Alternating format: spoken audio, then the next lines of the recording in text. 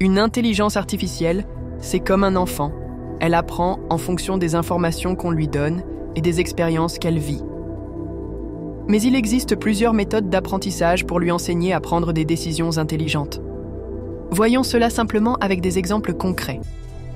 1. L'apprentissage supervisé. Dans ce type d'apprentissage, l'IA apprend à partir de données étiquetées fournies par des humains. Elle associe une entrée, question, à une sortie correcte, réponse, et ajuste son modèle pour minimiser les erreurs. Par exemple, un logiciel d'analyse de documents bancaires. On lui fournit des milliers d'exemples de transactions classées comme normales ou frauduleuses. À force d'apprentissage, il peut détecter automatiquement des fraudes sur de nouvelles transactions. C'est très précis, car l'IA a des réponses claires, mais nécessite une grande quantité de données bien étiquetées, ce qui demande du temps et des ressources. 2. L'apprentissage non supervisé. Ici, pas d'étiquette. L'IA explore seule les tendances et les structures cachées dans les données. Elle ne sait pas ce qu'elle cherche au départ, mais elle repère des similitudes et des groupes.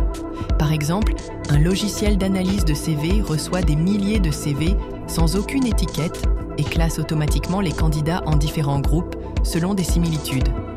Ceux qui ont des compétences techniques avancées, ceux qui ont un parcours en gestion et management, ceux qui viennent du même secteur d'activité. Dans ce cas, l'IA peut découvrir des modèles que les humains n'auraient pas vus, mais comme elle n'a pas d'étiquette, elle ne sait pas si ses conclusions sont justes ou pertinentes. 3. L'apprentissage semi-supervisé. Ici, un mélange des deux précédents. L'IA a quelques données étiquetées, mais la majorité des données n'en ont pas. Elle essaye donc de deviner en repérant des similitudes avec ce qu'elle connaît déjà. Par exemple, un système de modération automatique de commentaires sur un site web.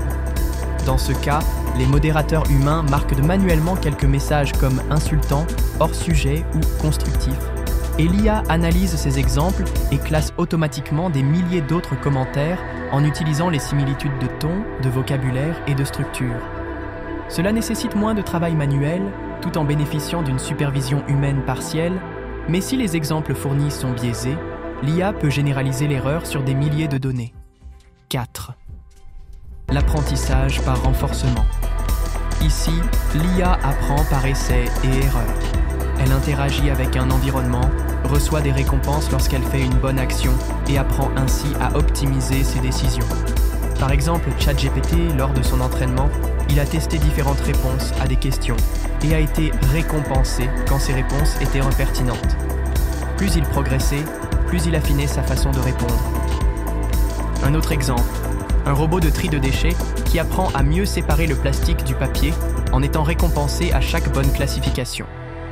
C'est idéal pour les systèmes qui doivent prendre des décisions autonomes et s'améliorer continuellement, mais peut nécessiter beaucoup d'essais avant d'être performant. Dans la prochaine vidéo, je vous expliquerai d'autres types d'apprentissage avancés qui rendent l'IA encore plus performante. Abonnez-vous pour ne rien manquer.